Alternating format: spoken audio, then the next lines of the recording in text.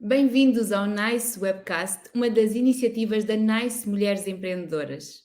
A missão da NICE Mulheres Empreendedoras nasce do forte sentimento de construir uma comunidade de líderes únicas e confiantes. A NICE acredita que o maior poder de mudança acontece quando uma comunidade descobre o que é importante. Para a NICE, o importante é construir uma comunidade onde todas as mulheres possam seguir as suas aspirações, no empreendedorismo, na liderança e na vida. O meu nome é Vera Margarida Cunha e tenho o privilégio de conduzir este NICE Webcast, que nos dá a conhecer mulheres. Mulheres que generosamente partilham connosco as suas vidas, experiências, desafios e aprendizagens. Antes de passarmos a conhecer a nossa convidada de hoje, ficamos primeiramente com o Minuto NICE, informação que precisamos saber. O estudo de 2019 da Empower Her, com o apoio da Pray Real Foundation, investigou o empreendedorismo social e o papel que as mulheres desempenham como líderes e fundadoras de iniciativas impactantes em toda a Europa. As dificuldades que as mulheres enfrentam como empreendedoras sociais e o apoio necessário para prosperar na sua jornada empreendedora, identificadas no referido estudo, evidenciam o seguinte: 47% sente a falta de financiamento como a principal dificuldade. 63% acredita que a falta de autoconfiança das mulheres inibe o seu desenvolvimento. 87% estão dispostos a aderir a um programa dedicado a mulheres empreendedoras sociais. De realçar que, ainda assim, no empreendedorismo social, a situação é substancialmente melhor do que no empreendedorismo de mercado. Agora sim, passamos a apresentar a nossa convidada de hoje. Licenciou-se em Comunicação Social, tendo iniciado a sua carreira profissional como copy na área da publicidade. Trabalhou também como freelancer para alguns jornais e revistas e, em 1992, integrou a equipa fundadora da SIC, Sociedade Independente de Comunicação, como jornalista estagiária. Na SIC desempenhou funções de repórter, enviada especial, pivô de informação, editora executiva e coordenadora de redação. É, desde 2016, assessora para os assuntos sociais, sociedade e comunidades portuguesas da Casa Civil do Presidente da República. Foi moderadora convidada em inúmeros congressos e seminários e é atualmente doutoranda em Sustentabilidade Social e Desenvolvimento. Uma das coisas de que mais gosta de fazer é viajar, e num dos seus livros, Viagens Contadas, descreve algumas das suas viagens de aventura a destinos como a Patagónia, o Nepal, Marrocos e a Noruega, entre outros. A nossa convidada de hoje é a Maria João Ruela. Muito bom dia, Maria João. Muito obrigada por ter aceitado o nosso convite. E obrigada, agradeço o convite e a honra para estar aqui na inauguração desta segunda temporada. Maria João, em que momento sentiu na sua vida e no seu percurso profissional que ser mulher fez ou faz a diferença? É uma pergunta um bocadinho difícil porque, na realidade, nunca senti muito a diferença por ser mulher. Mas sim, eu creio que esse facto teve algumas consequências na minha vida, sobretudo na minha vida profissional. Na minha vida pessoal, eu fui criada numa família onde havia mais mulheres do que homens. Tenho uma mãe, tenho uma irmã e, portanto, o meu pai era a minoria na nossa casa, mas nunca isso foi uma questão. Profissionalmente, como sempre estive na área das humanidades, tradicionalmente as minhas turmas eram compostas mais sempre por mulheres do que por homens. Lembro-me do 10º e no 11º e no 12º ano, deveríamos ser, não sei, umas 20 para uns 5. Deveria ser mais ou menos esta proporção que se manteve depois também na universidade, embora aí houvesse mais número de masculino, mas mesmo assim ainda havia muitas mulheres comparativamente. Profissionalmente e chegando à SIC, eu tive a clara noção de que no grupo de estagiários que foram escolhidos, portanto eu respondi a um anúncio do jornal e portanto submeti-me a uma série de entrevistas e escrutínio dos responsáveis que estavam a fazer essa seleção e depois o resultado final foi que, não sei qual foi o número de candidaturas, admito que tenha sido muito grande, resultou na seleção de 10 mulheres.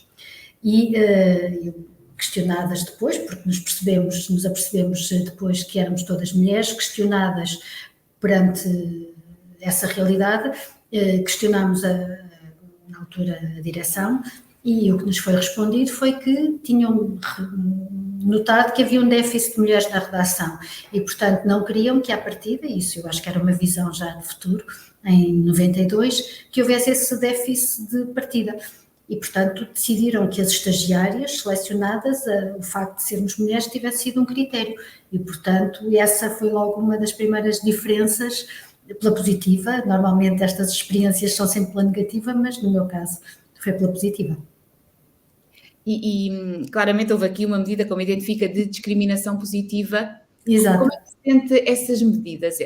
Acha que fazem sentido e que continuam a ser necessárias ou tem a visão contrária? Eu tenho uma relativa duplicidade de percepção sobre esse tipo de medidas. À partida tenho um posicionamento quase sempre negativo, porque eu acho que as pessoas não devem ser escolhidas pelo seu género, mas antes pela sua competência. Posto isto, creio que às vezes é preciso haver esse tipo de discriminação, porque senão correríamos o risco de termos as mulheres a preencher um grande patamar da nossa sociedade, mas sem alcançar outros patamares, e, portanto, a lógica das cotas na política, por exemplo, nas administrações, parece que tem que ser adotada, porque senão corremos o risco de perpetuar uma realidade que não é a realidade do nosso mundo. As mulheres e os homens têm um papel exatamente igual na sociedade, e até há mais mulheres do que homens, tipicamente. Portanto, acho que é um mal, mas é um mal que por vezes é necessário. E que trará resultados igualmente necessários, não é? De uma sociedade mais equilibrada. Refere como referências femininas da família a sua mãe e a sua avó. O que é que aprendeu com cada uma delas? Começando pela minha mãe, a minha mãe sempre foi uma chamada dona de casa, e aprendi a importância do que isso significa na vida dos filhos, das pessoas que optam por ficar em casa, foi o caso dela. Ela tirou um curso superior e depois preferiu ficar a tratar e a cuidar das suas filhas. E eu fui uma privilegiada nesse sentido, porque fui criada num ambiente familiar muito acolhedor. A minha mãe é uma pessoa muito viva e bem disposta e disponível, e, portanto, tive esse acompanhamento diário às refeições, sempre, portanto, esteve sempre presente. Isso, por um lado, foi muito bom, por outro lado, criou-me uma percepção talvez um bocadinho errada da realidade, no sentido de não conseguir, talvez, ou ter mais dificuldade em perceber como é que se conciliavam essas duas realidades, da vida familiar e do trabalho, porque não tive essa experiência. Relativamente às minhas avós, foram duas mulheres, já faleceram ambas, de armas, foram elas que aguentaram as famílias. A minha avó paterna, porque ficou viúva muito cedo, e portanto foi ela que seguiu com o negócio que já vinha da família dela. Do lado da minha avó materna, foi também o pilar da vida familiar, porque o meu avô foi imigrante e ela ficando em Portugal, teve que cuidar dos filhos e também, de alguma maneira, gerir a vida doméstica, financeira, com que o meu avô conseguiu ganhar, e felizmente conseguiram fazer uma vida e proporcionar aos filhos aquilo que eles não conseguiram ter. E desse ponto de vista foram dois exemplos, duas referências de mulheres que, apesar da idade que tinham e da geração de onde pertenciam, terem sempre tido um papel muito importante na família, e isso acho que foi um bom exemplo. E é um exemplo que certamente depois lhe trouxe também aprendizagens. Quando teve essa necessidade de conciliar a vida pessoal com a vida profissional, como é que foi na sua experiência? Na minha experiência, eu vou dizer uma coisa que às vezes não é bem entendido e não é muito politicamente correto, talvez dizer. Eu nunca senti uma necessidade estruturante na minha vida de ter filhos. e essa nunca foi uma prioridade para mim. Portanto, é uma realidade que eu, desde muito jovem, achei a minha maneira de estar na vida e de estar no mundo não é ser mãe, não era uma vontade que eu tivesse. Tanto é que acabei por estar aqui e não ter filhos, a minha vida desenvolveu-se por certos caminhos e portanto não tenho filhos, mas isso também nunca foi uma prioridade, e portanto se isso se isso vem daquilo que eu aprendi ou de que elas me trouxeram, não sei dizer, mas é isto. Depois, conciliar a vida profissional e familiar sem filhos, acho que é mais fácil. Acaba inevitavelmente por ser, embora em algumas circunstâncias depois também exista aqui quase uma incompreensão de que a vida pessoal não é só vida familiar e às vezes esta questão da conciliação... Exatamente, e sempre fiz questão de ter uma vida pessoal fazendo tudo aquilo que eu sempre quis fazer, e falou há pouco das viagens e viajei muito e espero continuar agora, quando passar estas limitações impostas pela pandemia, continuar a fazê-lo e continuar a ter experiências e experimentar fazer coisas, que isso é a minha vida pessoal, de facto. Exatamente, e que também precisa ser equilibrada com a vida profissional. Claro. Regressando aqui à sua carreira profissional e ao início da mesma, a Maria João começou a sua carreira profissional na área da publicidade. E a área da publicidade é uma área que também é muito influente nesta manutenção ou na alteração de alguns estereótipos sociais que existem e que são perpetuados de forma contínua. O que sente em relação a esta questão da publicidade, muito relacionada com os estereótipos, em particular na área dos estereótipos de género? A minha experiência na publicidade foi uma experiência limitada. Eu estive, logo que terminei o curso, trabalhei como copy numa agência, mas depois, logo a seguir,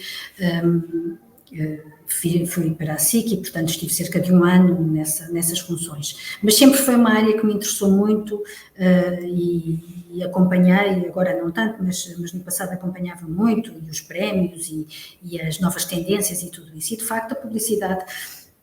parece-nos que, sendo um mundo muito à frente em termos de experimentação, de linguagens, da construção dos filmes, da rapidez da transmissão da mensagem, dos textos, acaba por perpetuar uma realidade e uma sociedade do passado. Basta ver que sempre que há anúncios que têm a ver com produtos alimentares, são as mulheres na cozinha. Aos poucos essa realidade se vai alterando, ou quando são os detergentes são as mulheres, ou quando é esfregar são as mulheres, e portanto perpetua, sendo simultaneamente quase que uma expressão de vanguarda, não é? E uma profissão de vanguarda, perpetua uma realidade que não é nada de vanguarda, antes pelo contrário, é uma visão muito conservadora, mas isso eu acho que tem a ver também com aquilo que são as realidades nas cabeças de quem encomenda os anúncios, não é? E no caso português há uma realidade ainda empresarial, talvez ainda bastante conservadora, e portanto essa gestão será mais difícil de fazer, mas sim, é muito importante e no momento em que a publicidade começar a transmitir com mais veemência uma realidade feminina noutro sentido, eu acho que isso também vai ajudar a mudar mentalidades. Claramente muito relacionado com esta questão da comunicação e da forma como nós comunicamos. Deixa-me voltar um pouco aqui à sua experiência profissional longa e muito significativa na área da comunicação e em particular na televisão. Já nos disse que ser mulher foi um fator discriminatório positivo no início e ao longo da sua experiência, que foi longa, vasta, sentiu em algum momento esse peso? A questão da igualdade de género é necessária? Existe alguma discriminação? Como é que foi a sua experiência nesta área e principalmente desde que começou até que fez uma pausa que está ainda neste momento aqui a acontecer? Eu acho que nessa minha experiência o facto de ser mulher nunca foi um fator muito determinante, nunca senti ter sido, exceto nesse momento em que referi, privilegiada ou pelo contrário, desvalorizada por ser mulher. Contudo, eu acho que há factos que, não sendo explícitos, estão sempre presentes. Por exemplo, na televisão, em que a imagem está mais exposta, eu acho que a imagem das mulheres, e neste caso das mulheres pivô, ou das mulheres jornalistas, é sempre muito mais escrutinada do que a imagem dos homens, seja por estarmos ou não bem penteados, ou estarmos ou não bem vestidos, ou estarmos ou não mais magras ou mais gordas, e isso acaba por ter um peso, porque os comentários surgem e essa avaliação surge, acaba por ter um peso que na prática não é peso nenhum, porque eu nunca entendi que uma boa jornalista tivesse de ser simultaneamente boa jornalista e profissional, com uma imagem hiper cuidada, muito bonita e super em forma, mas acaba por ter um peso, não por nossa vontade, mas por imposição externa, que eu acho que para os homens, apesar de ser importante a sua imagem, não é tão sentido. Por outro lado, creio também, e na experiência que eu tive, que foi sobretudo na SIC, eu nunca fui liderada por uma mulher. E, portanto, isso significa alguma coisa. Eu nunca tive uma chefe, uma diretora de informação, uma diretora geral, ou um proprietário da empresa, ou uma proprietária da empresa. Portanto, essa experiência também não existe. Não existe em termos de representatividade. Terão sido poucos os casos de comentadoras que eu entrevistei nessa qualidade. Hoje em dia vai havendo um esforço nas televisões para que haja uma igualdade de género ao nível do comentário televisivo, por exemplo, mas durante muito tempo, e eu já saí da televisão há 6 anos, havia uma preponderância muito grande no género masculino, quando havia pessoas que vinham comentar determinadas realidades, nomeadamente económicas e políticas, à exceção de uma que se prendia com as questões ligadas à justiça e à justiça de tribunais de menores, a justiça de família, em que as convidadas juristas eram quase sempre mulheres. E isso também diz muito daquilo que é a constituição da nossa sociedade e da representatividade das mulheres nesses palcos. De resto, em termos profissionais propriamente ditos, não creio que o facto de ser mulher ou ser homem tenha sido relevante. À medida que ia respondendo, eu estava realmente a reforçar aqui esta ideia de que às vezes é nos interstícios daquilo que fazemos que a desigualdade permanece ou é perpetuada. Exatamente. Estava a identificar os comentadores dos assuntos sérios tendencialmente são homens, da economia e da política, e tendencialmente depois, quando aparece uma mulher, é em áreas que tradicionalmente estão ligadas às mulheres, como tão bem identificou. E esse esforço consciente, porque talvez a lembrança óbvia seja aquela pessoa que será um homem, mas às vezes é preciso fazer o esforço consciente de encontrar uma outra representatividade. Naturalmente. Sim, até porque se calhar a visão que essa pessoa, que essa comentadora no feminino pudesse acrescentar em termos do comentário político ou económico fosse diferente ou tivesse outra leitura da realidade, e isso também é importante. Mas eu creio que esse tem sido um movimento que temos assistido nos últimos anos, e com a emergência dos canais 24 horas e com a importância que esses canais têm também assumido, acho que tem havido um maior equilíbrio desse ponto de vista. Relativamente à imagem, creio que se mantém essas questões. E era essa questão que eu ia pegar também. Identificou algumas dessas características e existe ainda uma outra que será um dos redutos difíceis de ultrapassar, creio eu também, que tem a ver com o próprio envelhecimento. Às vezes também é difícil aceitar o envelhecimento inevitável e desejável, claro, em áreas que implicam uma grande exposição da nossa imagem, não é? Portanto, é talvez aqui uma área que ainda precise de ser trabalhada, assumidamente trabalhada, também porque isso acaba por ter impacto na sociedade, como se uma parte dela não existisse ou já não pudesse ter. É porque hoje em dia o envelhecimento nas redações significa experiência e significa capacidade de análise diferente e experiência de situações semelhantes. E isso é muito importante, e memória, e isso é muito importante. Portanto, o envelhecimento, naturalmente, que as rugas não são bonitas, mas fazem parte de nós. Eu acho que isso não é, hoje em dia, uma questão que se coloque muito, vamos lá ver, as televisões, poder-se-ia colocar na RTP, que é mais antiga, mas as televisões privadas surgiram que há 30 anos. E, portanto, havia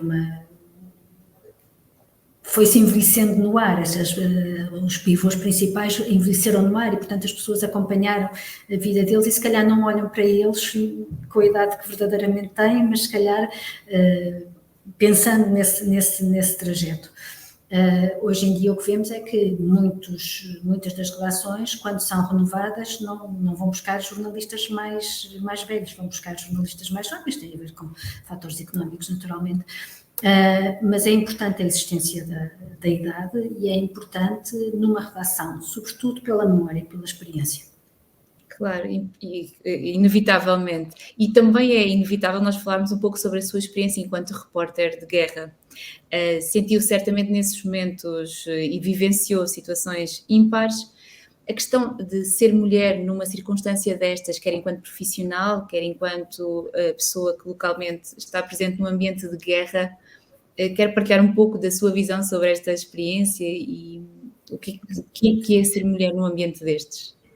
Eu, na prática, não estive muito tempo em cenários de guerra, porque quando estive num dos piores acabei por ser ferida, mas estive num cenário num país muçulmano e, portanto, o facto de estar lá, de ser mulher, se para mim não era um obstáculo, poderia ser na relação com as pessoas locais e também com quem detinha poder de decisão relativamente a algumas matérias. Da minha experiência propriamente dita, o facto de ser mulher, eu fui num contexto de acompanhamento com militares portugueses, não era a única mulher nesse grupo, pelo contrário, havia mais mulheres, estou aqui a lembrar-me, acho que éramos 3, de um grupo de 9 pessoas, e portanto não era a única, não estava nesse sentido. Depois, quando fui ferida, de facto fui acolhida e fui retirada para uma zona, quando fui recolhida, ferida e fui atendida localmente, fui retirada para um local onde só havia mulheres e que o único homem que entrava no sítio onde eu estava era um médico, presumi eu, mas depois fui logo resgatada desse local e estive num ambiente ocidental novamente, com britânico, e portanto não senti muito isso. Acho que, e olhando hoje também para os nossos enviados, por exemplo, à guerra à Ucrânia, acho que a representatividade é mais ou menos igual. Estou-me a lembrar dos enviados das televisões, acho que temos 3 mulheres e 3 homens, portanto está equiparado e não vejo que haja diferença no acesso à informação ou na maneira como a informação é relatada pelo facto de serem mulheres ou serem homens. Acho que hoje em dia isso já não é sequer uma questão. Quando se trata de países onde culturalmente as mulheres têm um tratamento diferenciado, aí naturalmente o facto de sermos mulheres poderá condicionar a maneira como trabalhamos. Eu pessoalmente não senti muito isso. O que é bom sinal, não é? Significa que muitas das ideias que nós temos preconcebidas, às vezes, também já estão bastante mais diminuídas, têm um impacto menor. Mas, por exemplo, na minha experiência como jornalista e não falando em cenários de guerra, quando vamos para sociedades tradicionalmente mais conservadoras, e não é preciso ir muito longe, olha, estive na Ucrânia, não sei, no fim dos anos 90, era uma sociedade muito conservadora, pelo menos onde eu estive, e o facto de ser mulher parecia que não me levavam tão a sério, ou pelo menos eu também, de alguma maneira, socorri-me disso, porque uma vez fomos recebidos por uma família que queria ser simpática, então nos obrigava a estar sempre a beber com eles, e beber com eles era beber vodka, e era beber shots de vodka, e eu pensei, eu não vou poder fazer isto porque não vou conseguir fazer o meu trabalho no final, e então aleguei a questão de ser mulher, e dizer que no meu país não era bem visto que as mulheres bebessem, e eles compreenderam esse argumento, e portanto já não me impingiram tanta bebida. Eu achei isso, no fundo, usei essa artimanha para me ver livre dessa circunstância. Ou no Brasil, estive no Brasil nos anos 90 também, e sentia que o facto de ser mulher e na altura ser jovem, tinha 26 ou 27 anos, não era não me levarem a sério, era um tratamento um bocadinho mais paternalista, porque os responsáveis, eu fui lá fazer reportagens com os militares, estávamos a viver a Operação Rio, e portanto os meus interlocutores eram quase todos homens, e havia um tratamento um bocadinho paternalista por eu ser mulher e ser jovem, e portanto isso sim, senti, em termos de profissionais, sim, mas não na experiência de guerra.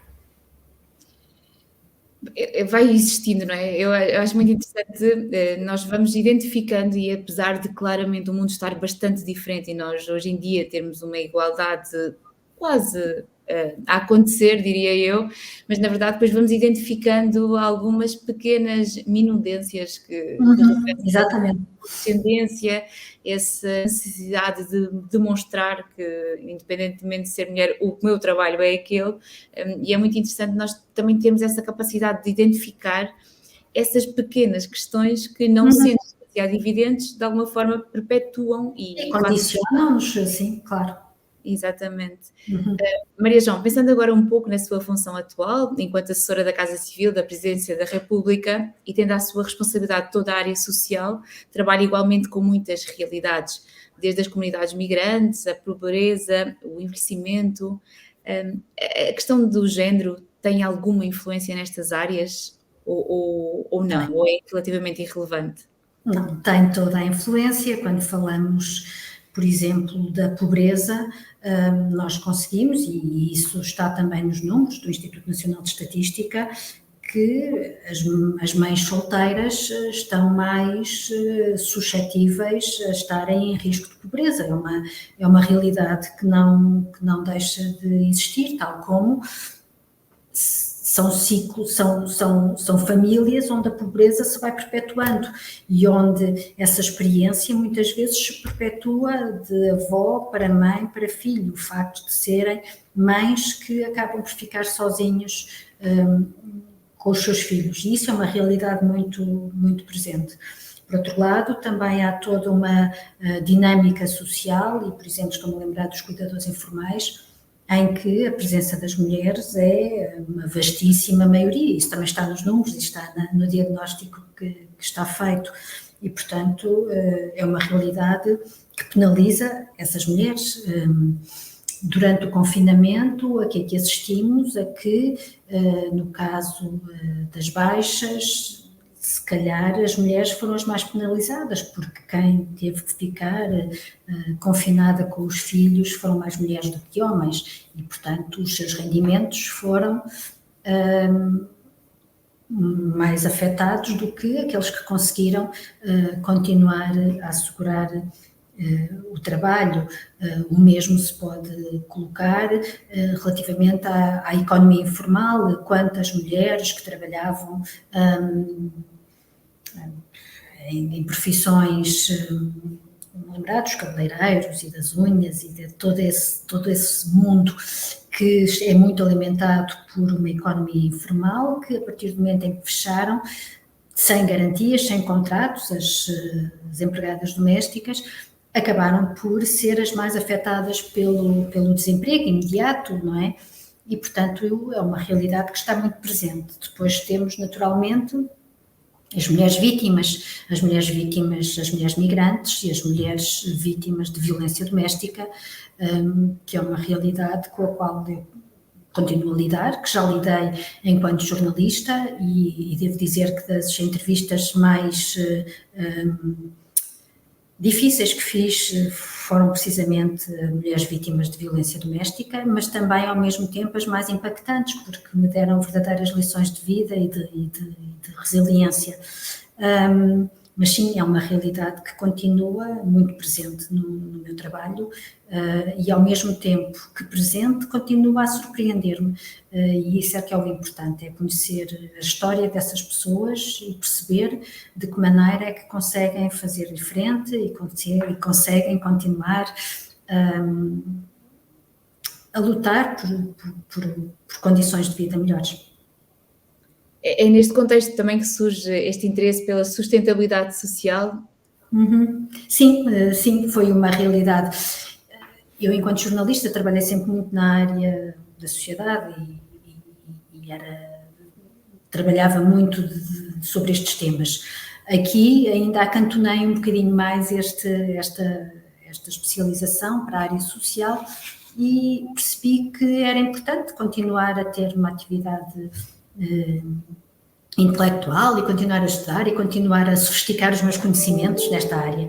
E surgiu, a vida é feita de coincidências, por uma coincidência, de repente fui parar a este curso de doutoramento, que é nesta área, que é uma área muito atual, porque a sustentabilidade social e o desenvolvimento é um modelo que queremos ter de desenvolvimento, não é? Um desenvolvimento sustentável e portanto tem sido muito interessante e sim, estão as coisas não por coincidência ou não coincidência, a nossa vida vai se encaminhando no sentido e agora a minha está direcionada para esse lado, sim.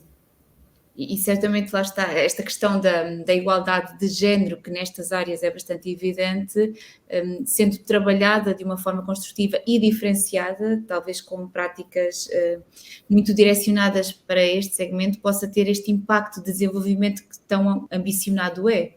Naturalmente, sim.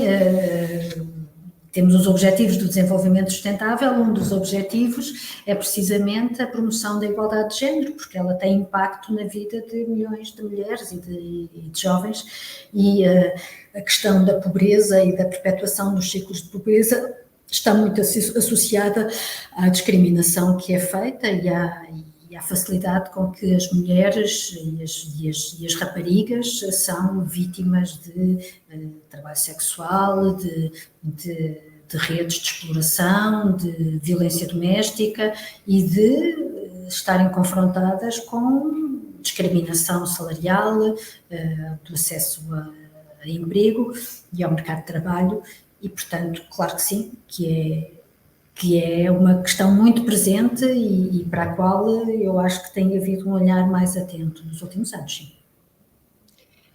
Voltando aqui a esta questão da liderança, acredita que existe uma liderança no feminino e uma liderança no masculino? E se sim, como é que elas se diferenciam? Como eu disse, eu nunca tive uma chefe mulher. Todos os diretores com quem trabalhei, e mesmo aqui na presidência, é o chefe da Casa Civil e é o presidente da República, são do sexo masculino. E acho que a diferença faz-se sobretudo pelas competências das pessoas mais do que pelo seu género. Mas não deixa de haver maneiras de atuar que eu acho que têm a ver com o nosso género e com as nossas prioridades no mundo. A minha cabeça é diferente da cabeça de um homem, aquilo que eu priorizo será diferente daquilo que um homem prioriza, por ser mulher e por ele ser homem. E isso tem reflexos em tudo o que eu faço, não é? E, portanto, terá também, no caso das mulheres líderes, tem também essa influência. Eu acho que eu já fui líder, portanto, já coordenei equipas, já coordenei jornais, já coordenei redação, já fiz isso, e se calhar tenho uma abordagem diferente por ser mulher, embora eu acho que no jornalismo isso não seja muito muito sentido. Mas eventualmente poderei ter uma abordagem diferente por ser mulher do que ser homem. Mas eu acho que sim, existem lideranças diferentes, se calhar eu não tenho essa experiência e, portanto, não consigo determinar essas diferenças, mas, sobretudo, eu acho que a competência tem que ser o critério fundamental. Em tudo o que fazemos na vida, não é? E também nas Exato. oportunidades que vamos tendo. Exato. Maria João, é certamente uma referência para muitas pessoas, sejam elas mulheres ou não, jornalistas ou não.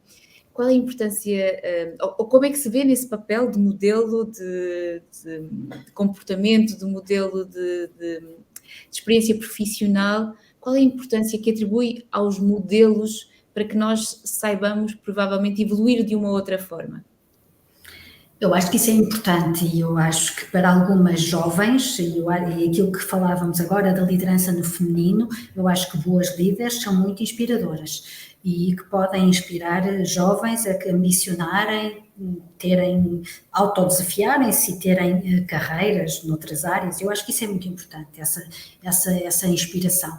Se eu fui inspiração, isso, ou se de alguma maneira inspirei, não faço ideia, mas já recebi e fico muito contente por isso. No outro dia pediram-me uma entrevista para um trabalho que estavam a fazer na faculdade e a jovem que me pediu disse, eu quero ser jornalista por causa de si.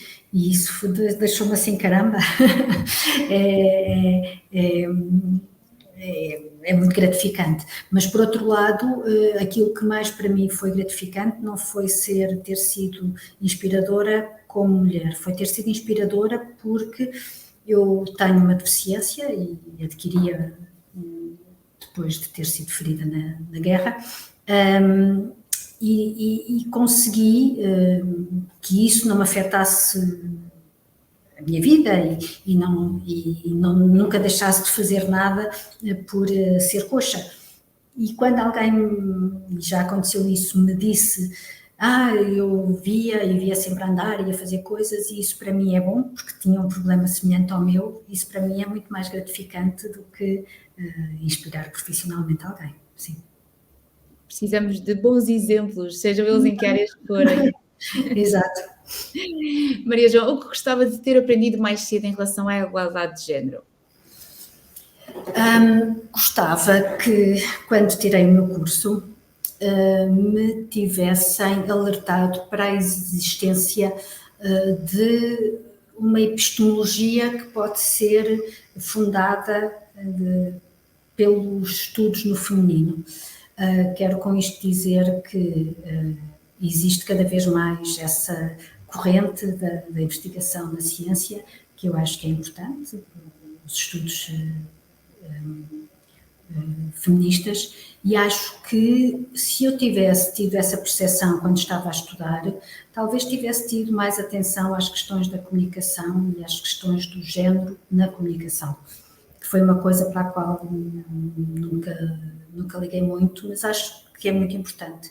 E acho que podia ter sido aí que talvez tivesse havido um clique. Acho que é importante, a faculdade é um momento determinante na nossa vida. E se houver esse cuidado, que eu creio que hoje em dia, eu já acabei o meu curso há muitos anos, já existe mais esse olhar para epistemologias alternativas, seja os pensamentos pós-coloniais, seja os estudos feministas, seja aqueles que entenderem olhar para a realidade a partir de uma lente um bocadinho diferente daquela que é a norma. Eu acho que isso é muito importante. E portanto, sim, é aí que eu identifico esse momento. Esse momento em que nos recordamos que é preciso mudar, mas baseado em conhecimento também. Exato, exato. Não temos só ideias gerais sobre aquilo que pensamos que é mudar. É isso mesmo.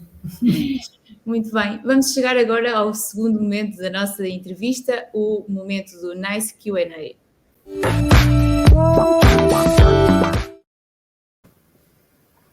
Maria João, qual é o livro da sua vida?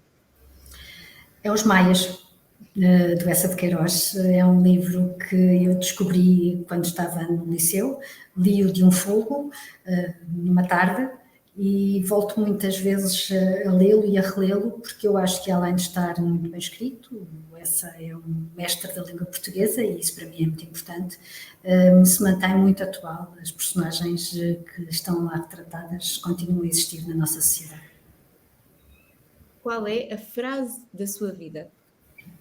A frase da minha vida é uma frase que uma vez uma pessoa com quem eu trabalhei me disse e que eu tento utilizar sempre, que é tentar sempre estar bem disposta, não deixar que as outras coisas mais negativas nos afetem, é estar sempre, mesmo que esteja triste ou chateada, manter a boa disposição. Acho que isso é importante. A mulher da sua vida? Já falei nelas, a minha mãe e as minhas avós são as mulheres da minha vida, sim. A sua característica mais empreendedora? A minha característica mais empreendedora, eu acho que é não ter medo, não tenho medo. Seja do que for, não tenho medo de assumir posições ditas, escritas, e não tenho medo de ir subir as montanhas ou de ir para a guerra. O sonho para um futuro próximo? Olha, gostava muito estou a entrar na fase de investigação da minha tese, que tem a ver com projetos de empreendedorismo social, e gostava muito de descobrir que as mulheres tiveram um peso determinante na implementação, nas ideias e depois na implementação desses projetos. Seria uma boa descoberta. Uma forma de encorajar as mulheres? Serem elas próprias e viverem de acordo com aquilo que julgam ser os princípios mais equilibrados. E pensarem que são mulheres e que isso não é uma coisa negativa, antes pelo contrário, é uma coisa boa e que lhes dá poder. E numa palavra, ser mulher é? Não faço ideia. É sermos nós próprias, é sermos nós, sim. Maria João, foi um gosto imenso conversar consigo. Este tempo que nos disponibilizou foi de aprendizagem, de partilha, de muita informação muito importante, que é importante que nós refletamos sobre ela e possamos, sem dúvida, perceber que a igualdade de género continua a ser um trabalho que precisa ser feito. Muito obrigada pela sua disponibilidade, pela sua simpatia, pela forma como partilhou connosco a sua experiência, de coração aberto e baseada na sua experiência. Certamente que será uma inspiração para muita da nossa comunidade, para quem nos ouvir, homens e mulheres, porque também a igualdade de género só é construída quando homens e mulheres se comprometem com ela. Agradecemos mais uma vez a sua presença. Para nós foi um privilégio perceber que a resiliência é característica base da Maria João. Nós precisamos mesmo de não ter medo de escalar montanhas, de falar, de procurar aquilo que nos faz felizes, de sermos ambiciosos e de certamente acreditarmos que o futuro é feito com base em ações e conhecimentos. Foi um gosto partilhar consigo este webcast. Nós voltamos a encontrar-nos no próximo com mais uma convidada inspiradora. Essa é a única certeza que temos. Muito obrigada e até o próximo Nice Webcast. Obrigada.